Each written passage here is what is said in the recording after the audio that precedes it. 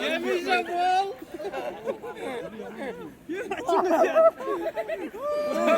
Taş yok. Vay, bot gibi girsene. Rabbana. Ekkâra bak. Bot gibi girsene. 3 kim geldi 3 ay? Bak şunlar geldi.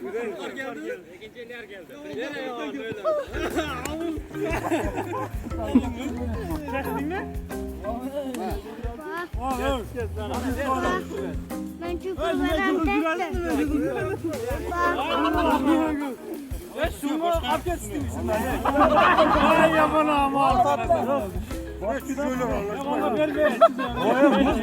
Onda yakın da. Hiç kim geldi? Fut kirpet ediyor. Yapmayınca diyorsun da bol ne? Fut şuna çıkıyor. Krem gibi ettin.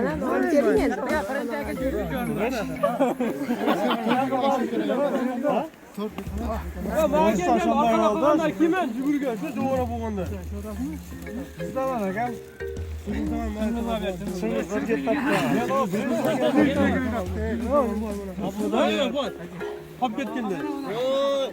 Canım istiyor.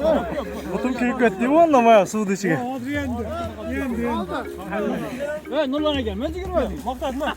Ya abi kim aldı? Kim aldı mı? Dile aldı. Kim aldı? Neydi? Tuş. Kirketten tutar kirketten. Ha? Yeni yerden paket. Vay. Vay.